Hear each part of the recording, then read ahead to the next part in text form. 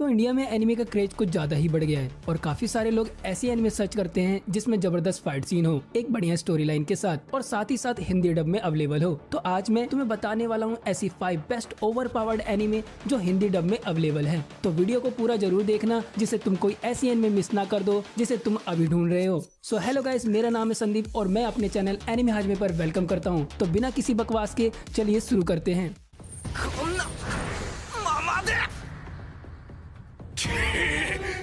さあいい、お前の真の願いは。俺の願いは到底捨ててぶっちぎれ。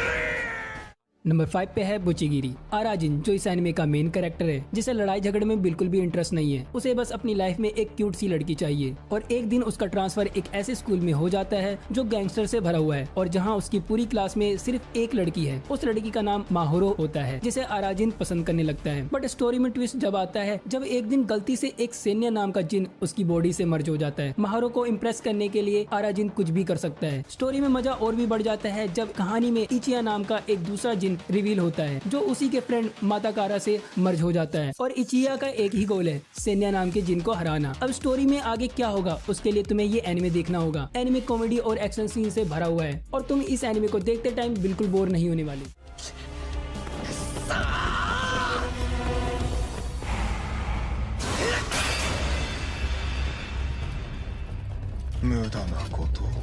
Alice じゃない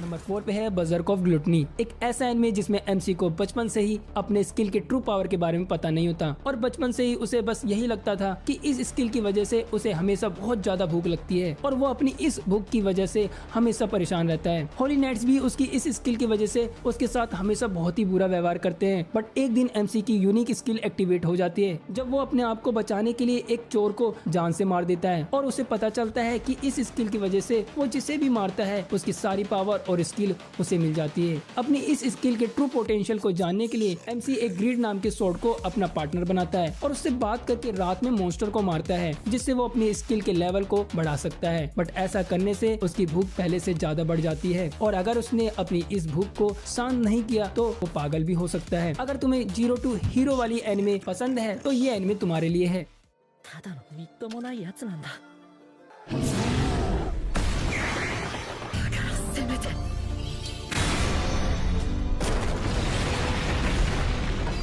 一振りの剣のように。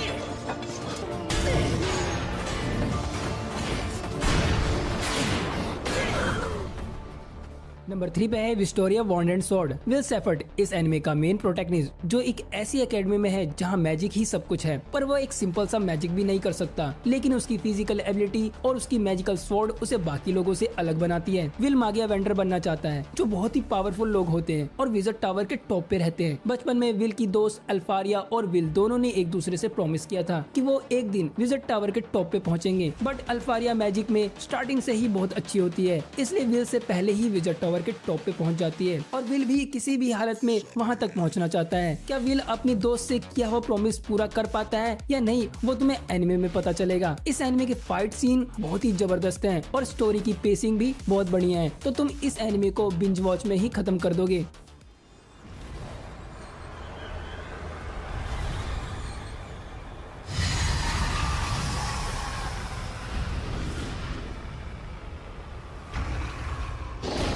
अरुमागेडोन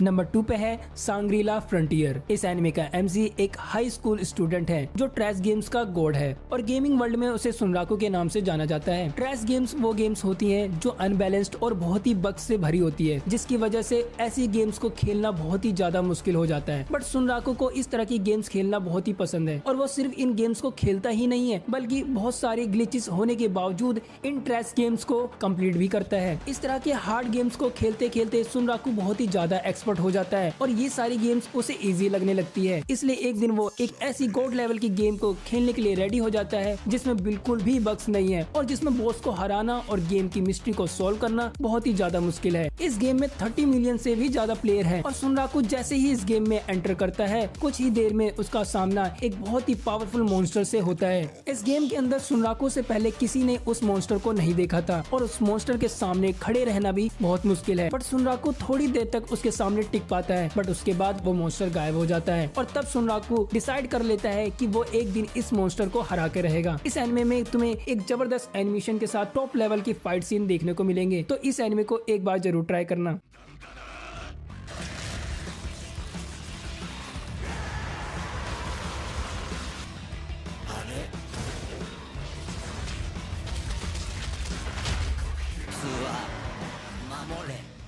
number 1 पे है kaiju number 8, एक मस्ट वॉच एनिमे जो आने से पहले ही बहुत हाइप में थी, जिसमें एक ऐसे वर्ल्ड को दिखाया गया है जहां कहीं से भी मॉन्स्टर अपीयर हो जाते हैं और ह्यूमन के ऊपर अटैक कर देते हैं। इन मॉन्स्टर्स को एनिमे में काइजू बोलते हैं। जापान की डिफेंस फोर्स जहां भी काइजू को देखती है उन्हें तुरंत मार देती है। हिविनो काफका इस एनिमे का मेन प्रोटैगनिस्ट जो एक 32 साल का आदमी है और जापान की ऑर्गेनाइजेशन में मरे हुए मॉन्स्टर की सफाई का काम करता है, लेकिन एक इंसिडेंट में उसे काइजू की पावर मिल जाती है जिसकी वजह से वो अपने आप को एक मॉन्स्टर में बदल सकता है और वापस से नॉर्मल भी हो सकता है। उसे काइजू की पावर कैसे मिलती है और किस तरह वो जापान की डिफेंस फोर्स से बचकर बाकी मॉन्स्टर से लड़ता है, वो सब तुम्हें इस एनिमे में देखने को मिलेगा। और जब इस एनिमे में फाइट सीन स्टार्ट होता है तो उस टाइम इसका एनिमेशन देखकर तुम्हें मजा ही आ जाएगा। अभी इसका एक ही सीजन आया है, तो ये थी top 5 best overpowered anime in Hindi dubbed जो तुम्हें एक बार जरूर देखनी चाहिए। आई होप तुम्हें ये वीडियो अच्छी लगी होगी, तो वीडियो को लाइक कर दे और चैनल को सब्सक्राइब कर ले जिससे मेरी आने वाली नेक्स्ट वीडियो मिस ना हो। तो मिलते हैं नेक्स्ट वीडियो में, अभी के लिए सायोनारा।